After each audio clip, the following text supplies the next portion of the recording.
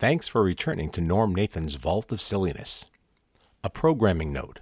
For a couple of reasons, I've decided to split some of these shows up. Not only does it allow for more content, but we can leave off with some real cliffhanger moments. Not really, but you get the idea. It doesn't work for all shows, but it does here with a multi-hour quiz. With that being said, today we venture back to June 21st, 1994, for a broadcast of the Swell Music Quiz. The panel of boorish oafs, and you'll hear that reference later, are as follows. Ed Mullen, with his ridiculous knowledge of pop music. Yours truly, Jack, who's working on a very special Christmas album. Some guy named Norm. And our producer is Mike Epstein and his orchestra. Ed explains the rules, which are longer than the game itself. And where, by the way, if you are lucky enough to win, you will receive some cockamamie prize. Players include Joel, Barry, Fred, Marty, and the lovely Helene from Belmont. There's a Jethro Tull controversy. Will it be ironed out?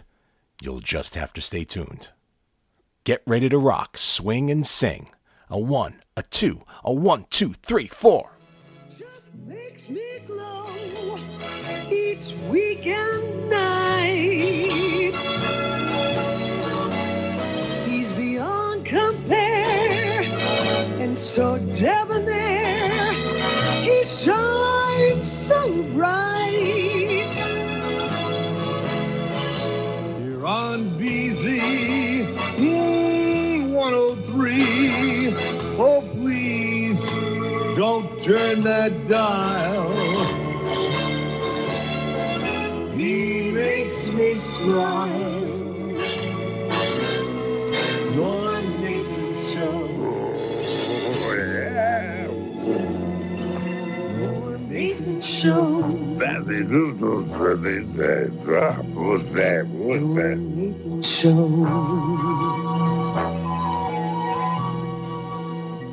What is this? What is this? I think, I don't know. Anyway, this is the Norm Nathan Show, and how nice of you to tune us in, even though I know how busy Monday nights are for you, and I know all the other things you had to do. But tonight is the Dumb Music Quiz, and we're going to be playing that in just a minute. That's right, it's the dumb... It's the Swell Music Quiz. Is that what we call it? The Swell I thought it was the Dumb Music Quiz. The Swell Music Quiz. Okay, your chance to compete against experts in various fields, including rock and roll, big band, musical comedy, and you just state your preference, and there you go. And Ed Mullen is a member of the panel. Hello, Ed. Nice to be here, Norm. Thank you very much. And we got all the questions.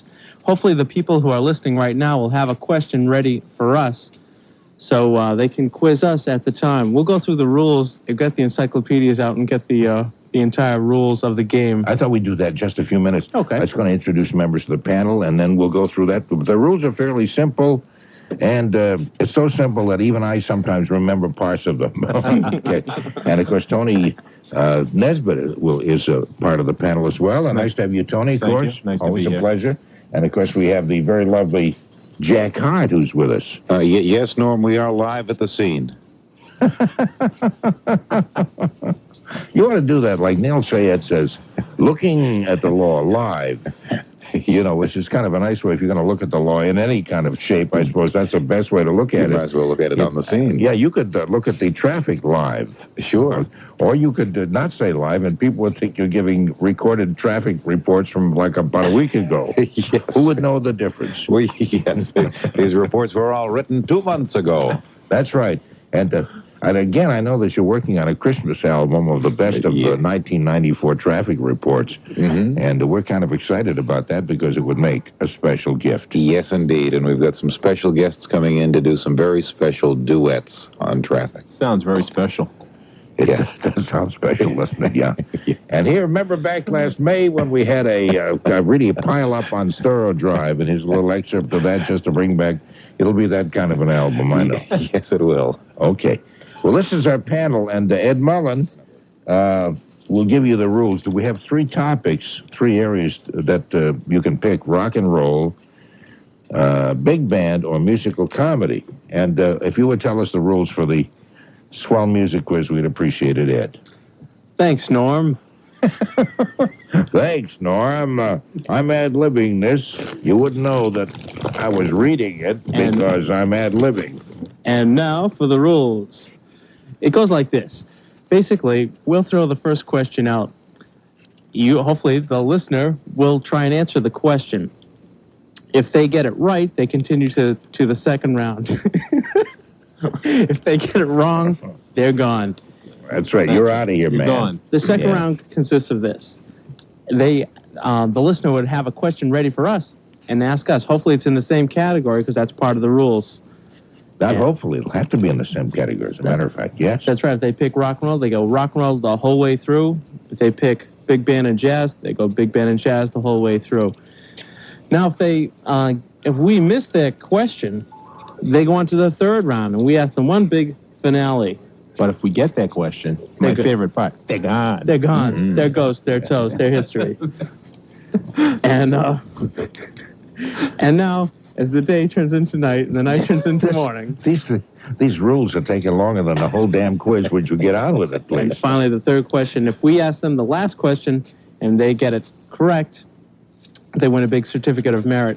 And, of course, Tony, if they get it wrong, they're gone. They're out of there. Okay. That's the tough thing. These one person faces a panel of sometimes 6 people. Tonight we have 4 people, 5, Mike.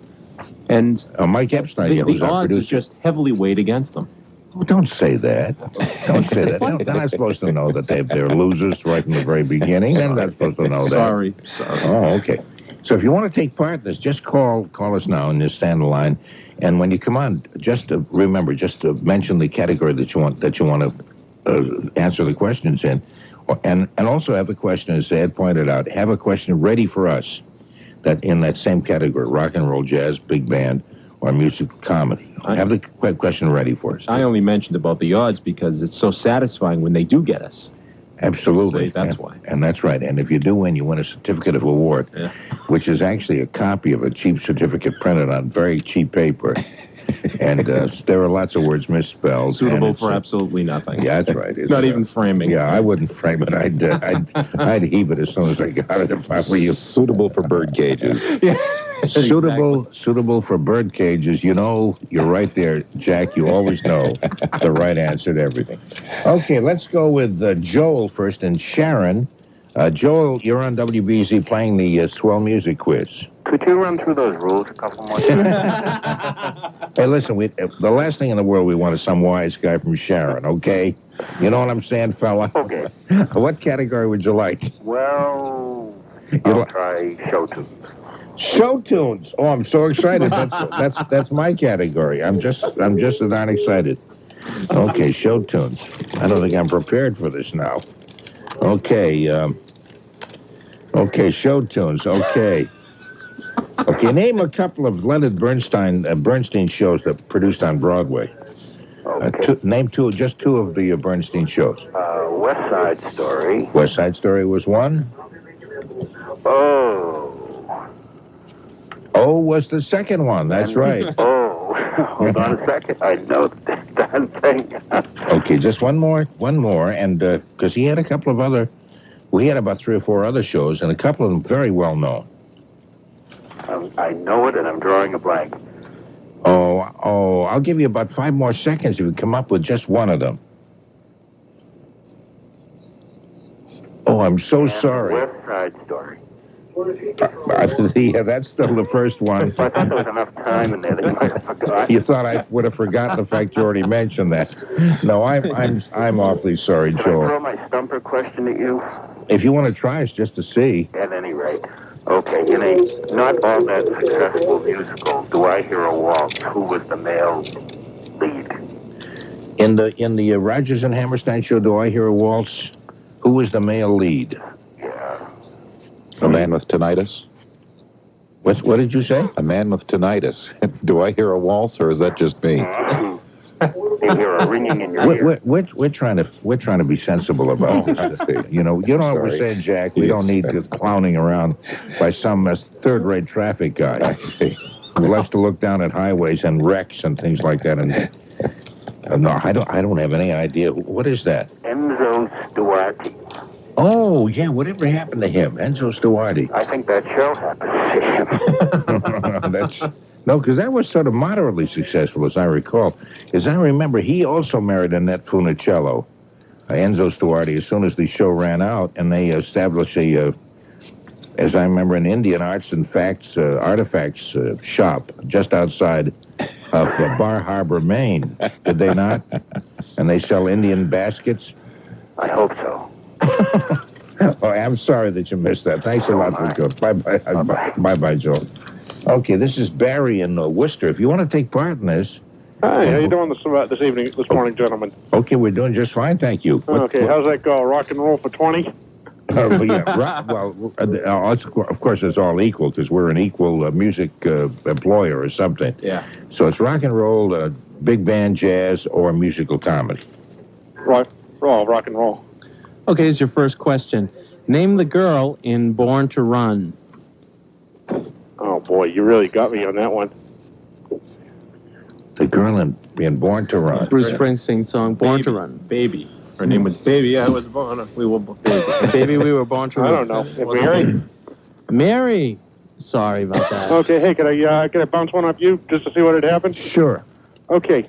In his music, Harry Chapin visited the same address twice. What was the address? 16 Parkside Lane. Very good. Oh, we're sharp tonight, Barry. Okay. You stay tuned because you'll learn a whole lot about music from us. Okay. Okay, thanks for calling. He didn't seem terribly convinced about that, did he? No, he did not. Let's see if we can convince Fred, because he's always enthusiastic and excited about stuff. Right, Fred? Yeah. See what I mean? Yeah.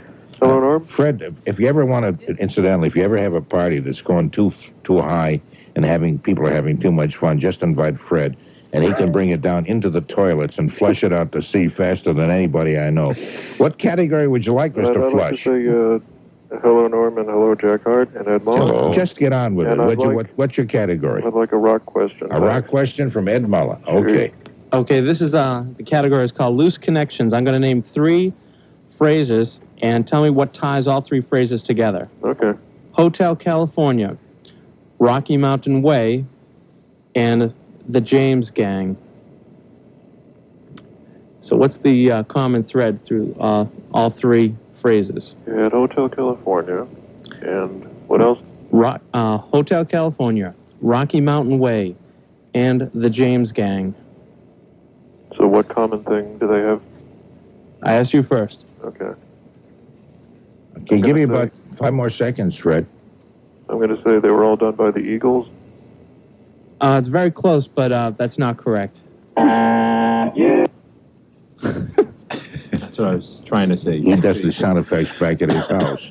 Yeah, that's kind of interesting. Yeah, he records everything on this program and then plays it back to us in dribs and drabs forever. If that's not spooky, one day you'll hear your own traffic report played back to you, Jack. I believe that falls into the category of get a life. I believe so. That's on the next page. Yeah. 254-1030. It's kind of quiet now. We could use some contestants to this. Just listen. Yeah, it is quiet, isn't it? Yeah. Incidentally, you're probably wondering why am I here tonight? Why does the program sound different? No, Most of the time, I always wonder why you're not here. Okay. Anyway, this is the Bob Raleigh Show. Bob, right at the moment, is in Reykjavik, Iceland, at a Bob Raleigh convention. No, he's down in Washington, I guess. He'll be back in tomorrow. So meantime, we're sitting here with the music quiz. And if you want to take part in this, all you have to do is call at 254-1030, area code 617. Again, decide which category you'd like to compete in, rock and roll, big band jazz, or musical comedy. And then always have a question. We'll ask you the first question, then if you get that, be ready to have a question for us right after that. And we'll take some more calls in just a minute. But first, BZ. How you doing, Uncle Norm? I'm doing okay there, Marty, so far anyway. What category would you like? Oh, let's see. Music and comedy. Musical comedy? Yeah. Okay, here's your question. Who coined the phrase, and what show is this from, to coin the phrase, I like Ike, which turned out to be a slogan of the Eisenhower campaign back in 1952. Came from a show which also came up right about that same time. Obviously, came out just a couple of years ahead of that. I like Ike. Give you another 5 seconds or so, Marty. It wasn't Bye Bye Birdie, was it? No, it was not Bye Bye. Bye Bye Birdie was the musical based on sort of a character, an Elvis Presley kind of character, with Dick Van Dyke and a whole bunch of great people. That was a funny show, but that was not it. Oh, well. I'm sorry. Thank you very much for trying. Okay. Bye-bye. Anybody listening, by the way, if any of these questions that have gone unanswered are questions that you know the answer to, just pick us up on, okay? Okay, Helene, son of a gun, it's Helene. How you doing? I'm doing fine, Norm. Before, and you know it's musical, but before we get to that, I just want to briefly say I admired your comments about Al Michaels, and apparently the Globe agreed with me. Now we'll get it off. Oh, yeah, okay, that was Ed Siegel's column in the Sunday Globe. I accused Al Michaels, the sports guy, of being an apologist for O.J. Simpson. I thought he was dreadful. And because we carried his comments, which was right after the arrest I was listening, and I thought, good for you. Okay, good. And now, you like musical comedy. Yes, I'd like to answer a couple of the outstanding questions. Okay, all you have to do is actually answer just one of them. Well, I'll try both. The first one, I like Ike, was from Call Me Madam, Irving Berlin. That is correct. That came out in 1950, just a couple of years before Eisenhower was elected president over my hero, Adlai Ewing Stevenson. My hero, too. Yeah. Okay. As you probably guessed. I kind of did. And the other, Leonard Bernstein, I believe, was On the Town. On the Town is correct. And he also did Candide. And he did The Cradle Will Rock. I don't even remember that one, do you? I believe was probably based on a straight play. I'm not sure of this, but it might have had something to do with a Clifford Odets play. Okay. You might want to check that. I won't swear. Well, but I've already been right on 2 things. So okay. I will ask you a question. Okay, Wonderful Town, incidentally, was also another one. He had a lot of town kind of shows. On the Town, Wonderful Town. Okay, ask me one. From what show and the composer and lyricist the following song?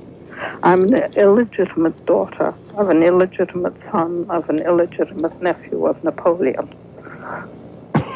I know. I've heard that song. It sounds like a Groucho Marx show, but hooray for Captain Spaulding, the African explorer. Please don't call me Schnorrer. It's kind of that kind of fun, kind of a hooray, hooray, hooray. That's right. It's kind of that funny. No, it isn't, but it isn't. No, I don't know that. I don't know. Who was that? It was from Of the I Sing, George and Ira Gershwin. Oh, son of a gun. Of the I Sing, baby. Right.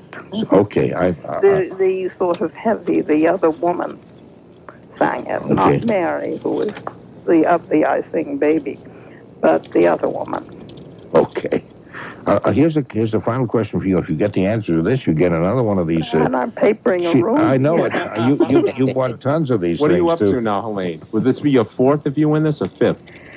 Actually, I think it will only be my 3rd. You know what I think? I still want to know what Helen Hayes got a Grammy for. I better give you this because we got to break into the news in in a second or two. If you win this, I tell you what, we'll send you that. Would you like a Peepers key ring instead? I have a Peepers key ring. Oh, you've won everything. I don't. I'll send you one of the WBC desks then. We'll ship that. Okay, John Van Druten's play, I Am a Camera, made into a music which was called what? Cabaret. Son of a gun, you win. Okay. I'll turn you over to Mike Epstein, so we'll send something up. If it's not one or the other 2, I'll send something beyond that. Because we're that kind of people. Anyway, we'll take a break, okay? Is that okay with everyone? He was just a darn folksy. I thought that was really nice. I'd like to have him from my grandfather. I'd like to have anybody from my grandfather, to tell you the truth. I haven't had one of those kind. Well, anyway, that's a whole other thing. What we're doing is the Swell Music Quiz. And we have Ed Mullen. We have, please hold your applause till I introduce the entire head table. We have Tony Nesbitt. And we have Jack Hart. And we have Mike Epstein, who's our producer, and we have you too. And all you have to do is pick the category, whether it be rock and roll or big band jazz or musical comedy, whatever it might be. And if you get through all the steps, then you win really a cockamamie prize. You'll think it's not almost not worth it, but it's kind of fun. Anyway, my name is Norm Nathan. Let's go to Jim and Lynn. Hi, Jim. Hi, gentlemen. Good morning. Good morning to you. What category would you like? Rock and roll. Rock and roll, Ed. All right, here I have a previous question I'd like to answer. Oh, well, let's hear it. From Born to Run. Name the girl in Born to Run. Wendy. Wendy is correct. Good work. Now, do you have a question for us in rock and roll? Yes, I do. From what era and circumstances does the band Jethro Tull get its name? Oh, I know. Okay, go right ahead then, Jack. They were, they used to keep on changing their names every time they go out to play because nobody would hire them as a result of what they played the night before, and that the night that they got their big break, they just happened to have been using that name. Yeah, but my question is, from what era and circumstances does the name Jethro Tull come? He's a real character in history. He was an English farmer, was he not? An archer? Well, from what era? And I have an answer that. What you're talking about? What century was he? Was he alive? Where did he gain his fame? Why was he a famous character in history? What is the historical allusion? Yeah. I don't know. I like the way you phrase that, Jack.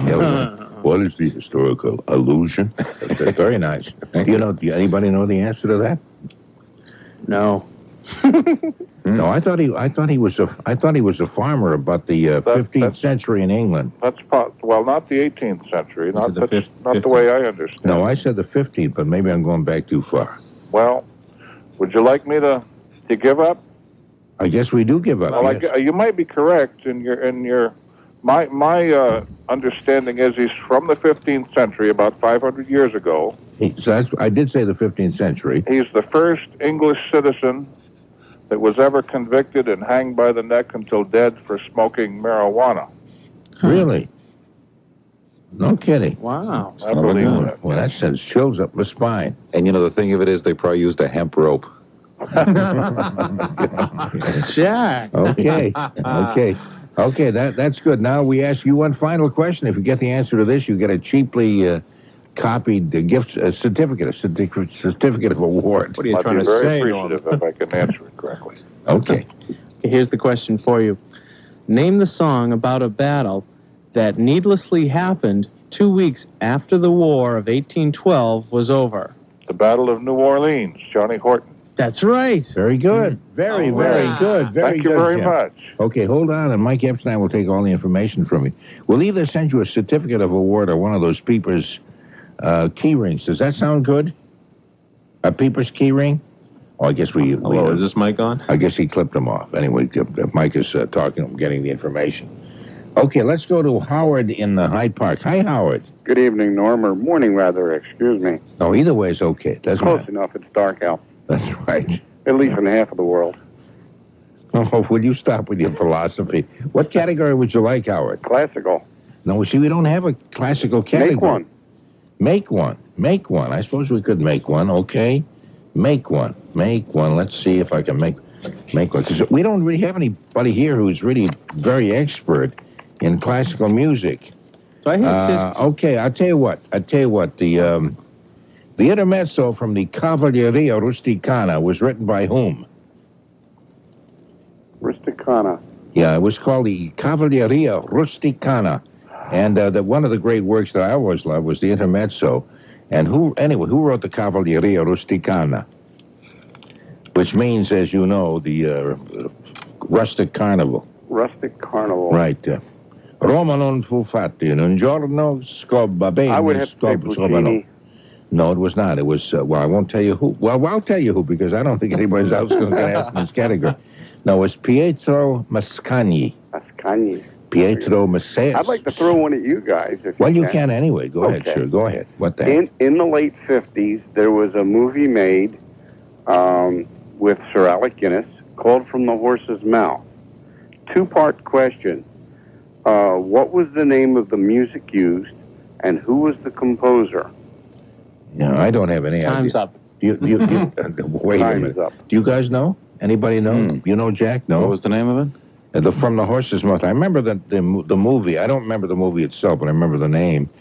And it was during a very productive period of English movies, especially with Alec Guinness, who did a whole bunch of them then. Great movies. I believe the music was called The theme from The Horse's Mouth. Yeah, that's right. No. No, we give up. What was that? It was Sergei Prokofiev's Lieutenant Kiji Suite. Oh, really? Yes. Oh, okay. Oh, Very popular piece of music at the time. I've got a question for him that can combine classical and Rock and roll? Yeah, Okay. absolutely. What there's a song that one of the girl groups did in the early '60s called "Lover's Concerto," and what is the actual music? What classical piece of music is the? It was from Kismet. No, what there was a classical piece of classical music. You were asking about classical music. Kismet was that was Polovetsi and Dances by Borodin with Kismet. Well, it wasn't. That So it wasn't. wasn't that one though. So what was it? Oh, do I have to wait? No, you don't have to wait. Why don't you tell him, Jack? Oh, it was a Bach's Minuet in G. I did not know that one. Okay. Well, at least I don't get my beepers. Okay. Gentlemen, have a good morning. It's been fun. It's been fun having you, too. Thank you very much. Okay, let's go to David in Woburn. Hi, David. Hi, how you doing? Hey, so far we're doing swell, and I was hoping you'd say that instead Hello of me to having Ed, to tell Jack, you. Mike, and Tony. Hello. In Okay. alphabetical order. How about Norm? Norm's sitting here, and he'd like Norm, too. Yeah. Okay. What category would you like? I'd like to answer that question about... The Prokofiev one? No. Okay. The one that had... Someone had answered the Eagles. Right. The what's the loose connection throughout these three phrases? Hotel California, Rocky Mountain Way, and the James Gang. That's Joe Walsh. Joe Walsh. Very good. Do you have a question for us? Yes. Adrian Belew. He has been...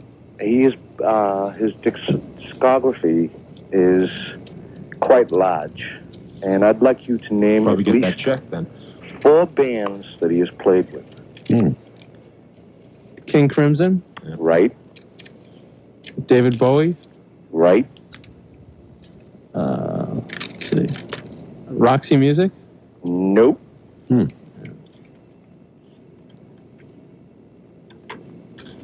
Will you settle for 2 out of 4? They're so common, you have to... I know who the other one is, and I can't think Okay, they are that common, so that's a fair question. Yeah. Okay, I have a feeling I'm coming up with an answer. And so rather than have these guys sit here moan and groan and think, well, God would, we'll say that they don't know. What are the other 2? Well, besides his own solo projects, he's appeared with the Bears, Talking Heads, David Byrne, Jerry Harrison, Tom Tom Club, David Bowie, Frank Zappa, Herbie Hancock, Jean-Michel Jarre, Ryuichi Sakamoto, Peter Wolf, Laurie Anderson, and Alan Rudolph. Son of a, everybody but Lawrence Welk. That's an incredible lineup, isn't it? Obviously can't keep a job because He's a good studio musician. Yeah, he must be to get those kind of jobs. Yeah. Okay, here's one final question for you, and if you get this one, you win Okay. a big, really nothing kind of prize. Who wrote the song called Woodstock? Joni Mitchell. Right. Excellent, excellent. Very good. Excellent, very good, David. Thank you. Okay, I turn you over to Mike Epstein. He will take your name and address, and the FBI will be at your home within an hour.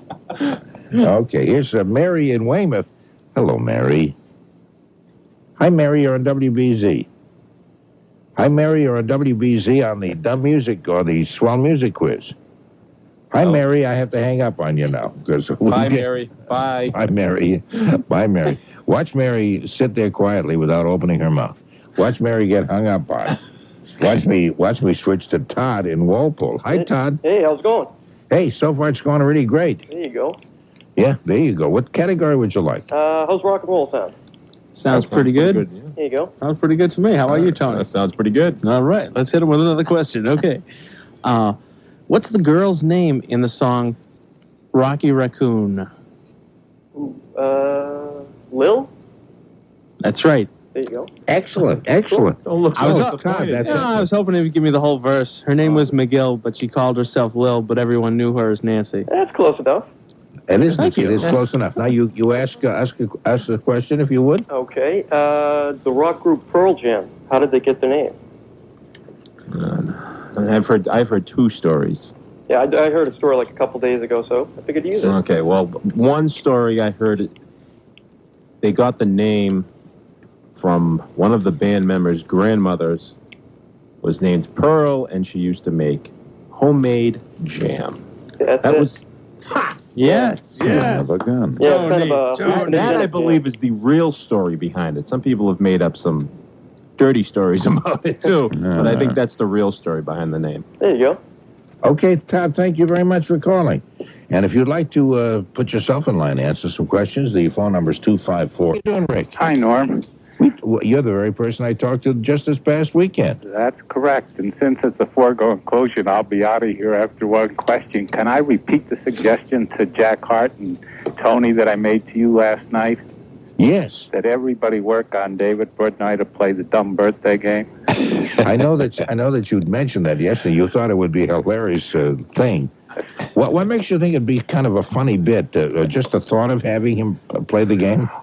Oh, I guess the juxtaposition of David and Arlene from Philadelphia way in that young woman who baked Jack Hart a cake on his birthday. Somehow the conversation would seem to miss each other in the middle. Who baked me a cake on my birthday?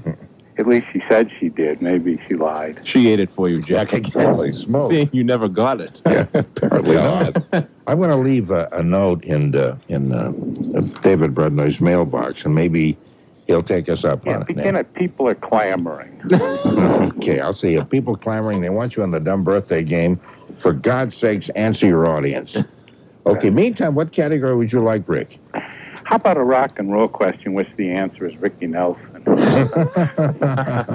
As a matter of fact, here's one right now. All right, let's see. Well, here's a question from the 50s and early 60s. In what city does Wilbert Harrison think he'll find a lot of pretty women? God, they asked me what I know. Kansas City. Hey, very, very good, Rick. Very good. Now you have a question for us, I'll bet you. Oh, I do. I'm torn between two of them. One is, what sports announcer appeared on a platinum record? Ricky, no. Oh, I'm sorry. Phil Rizzuto. That's correct. No kidding. Yeah. On Meatloaf's Paradise by the Dashboard Light. Oh, yeah. Oh, son of a gun. May I ask my second question just for the heck of it? Okay. I thought it was maybe the Money Store Blues or something. Go to the Money Store. That's what it was. I guess he needed the money, so he did it. Sure. What early rock and roll group, which was a crossover from rhythm and blues, had two lead singers that left the group and went on to be stars in their own right, so much that they ended up in the Rock and Roll Hall of Fame? I knew this because Darryl Gould told me this, and the answer is the Platters, and that's the name of the group, and it's Clyde McPhatter, and the other one is where's Darryl? Is he gone home yet? Oh, Darryl! I think he's gone home, yes. Oh, I got stumped on the other one. Am I halfway right? Well, not really, because a third right. The two lead singers were Clyde McPhatter and Jackie Wilson, but the group that they were in was the Dominoes. The two lead singers from the Platters also left and went on their own, and they were never heard from since. They're still on their own now. Yeah. I think I just saw him walking up Soldiers Field Road. Yeah. A little destitute, yeah. Okay, now here's one final question for you, and if you win this, I'm sorry, but he's lost. They knew my first question. That's right. We answered it. I'm sorry. We answered the question. He's gone. Sorry. Story of my life. I would have phrased it more delicately than that, Rick, but these are boorish people we have working here. They're oafs. Hey, thanks for calling. You got to be tough in the business. Oh, you got to be, man. Well, you're wiped away by insignificant talent. Anyway, thanks, Rick, and let's go to Mark in Brighton. Hi, Mark. You're on WBZ. Hi, Norm. How you doing? We're doing just great. I was hoping you'd say that. Speak for yourself. Yeah. You had the answer already for me. Okay. What category would you like? Well, the first thing I would like to do is to stop a grave injustice from going on with you awarding somebody a prize that actually gave you an incorrect answer. Uh-oh. Oh, what did we do? Jethro Tull. Yeah. First of all, he got the year wrong by about 2 centuries. Second of all, there were no anti-marijuana laws in the 1400s in England. Wasn't Jethro Tull was the progenitor of the agricultural revolution in England, which preceded the Industrial Revolution, and his major invention was 1701. He invented the seed drill for sowing seeds in accurately spaced rows at a controlled rate. This made possible the control of weeds by horse-drawn hoe, and so reduced the need for farm laborers, freeing them to work in factories. Are you reading? No, he's I am. I'm not claiming that this is coming from the top of my head. Yeah, that's right. He talks like he His reads, but he's messages actually were he's actually adopted ad-libbing. abroad. No, but I did say I did get the century, and I did say he was a farmer. It was 1674 to 1741. Okay, now did that fellow win an award? I believe you were ready to send him something. Okay. And that's for you, fella. And I'd like to actually get a question on rock, if I can. Oh, okay. Okay, here you go. And there's a question for you. I just ripped up all my questions, though, in that little sound effect. But here's the remaining one. Here's Loose Connections. Please name the common thread in these three phrases. Buffalo Springfield, Ohio, and Four-Way Street. David Crosby. Oh, wrong one. I should have said Graham Nash. No, Stephen Stills. Yeah, you're 0 for 2. You got 2 more to name. It's all right. Stephen Stills, I guess it was. I was one of those guys. Yeah. Did you just name all? You just named 3 out of the 4 of Crosby, Stills, Nash, Yeah. and named all 3 wrong. And Yeah. you're down to 1 more. You have one more I'm guess. not going to even embarrass myself. Oh, okay. No need to do that. I have a question for you. Okay, go ahead. I'll give you a choice of 2 questions. Okay. The first question would be the group Pink Floyd. Where does the name come from? And the second would be Pink Floyd has one song where no member, there's someone singing, but it's not a member of Pink Floyd. What's the name of the song and who's singing it? Okay, the name of the song is Havana Gilla. And it's sung by Menashe Shkolnik. That was back when they were doing Hebrew songs. That's right. They were doing klezmer. Right. That was klezmer stuff, yeah. That was on the Wailing Wall record. That's right. They were doing it. Yeah. It was name, in though. Tel Aviv at the Wailing Wall, or it's the Wailing Wall in Jerusalem. I always forget. They both look alike, those 2 cities. I always get them mixed up. And those 2 walls. That's right. And A brick's a brick. It looks like Methuen. You know. Right. Anyway, no, I'm sorry to be flip about that. I have no idea. And these guys obviously don't either, but they're not as witty as I am. I can't remember the Pink Floyd. One of the original members of Pink Floyd was Sid Barrett, and he had 2 cats. One cat was named Pink, and the other cat was named Floyd. Oh, is that right? Is that right? Wow. The second question is on the song "Have a Cigar." The vocals are done by Roy Harper. Originally sung by his cat. His cat, right? Boots. Okay. Who got married to Annette Funicello and now has a Indian artifact store out in Newark, New Jersey. That was, well, I know who got married to her recently, because she was divorced from that fella you're thinking of. Yeah. She just married Fabio. Ah. Yeah, and she does his hair, and they do have an artifact, Indian artifact The store. common thread is Annette Funicello and Annette Funicello is the common thread through all of those people. No, I mean the artifact store. Oh, the artifact store, yes, no. She has a chain of them across the country now. Right, Everyone yeah. she marries in a different Yeah, state, yeah. they open up a store. Yeah. And she's the probably- Walmart of Indian artifact That's right. stores. She is known as the mistress of Indian baskets. You didn't know that. You didn't know that. Well, I knew about Jethro Tull. Okay. No, thank you about the Jethro Tull, because that was interesting that they would pick a name like Well, that. you know, when that guy said that answer, I thought that was the silliest thing that I'd ever, well, not the silliest thing that I'd ever heard, but one of the silliest things that I'd ever heard. Because I knew he was an agriculturist. Yeah. And I knew there was people, I don't think anybody was smoking marijuana in the 1400s. Well, if they did, they didn't know they were. Yeah. At the time. Okay. No, they were eating poisoned rye bread. Yeah. Like, what the heck is this? Let's smoke it and see what happens. Yeah, that's right, exactly. yeah.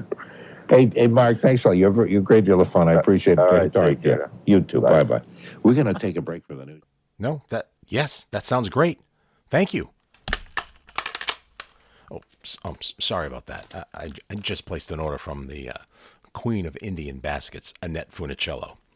Keep an eye and ear out for Hour 2. Like, subscribe, and share, and tap that bell to get notified when the next big show is on the interwebs. You can now check us out on Spotify, Amazon Music, and Google Podcasts. Links in the description box below. Closing the vault and riding the radio waves home. For Ed Mullen, Jack Hart, Mike Epstein, and that guy named Norm, I'm Tony Nesbitt.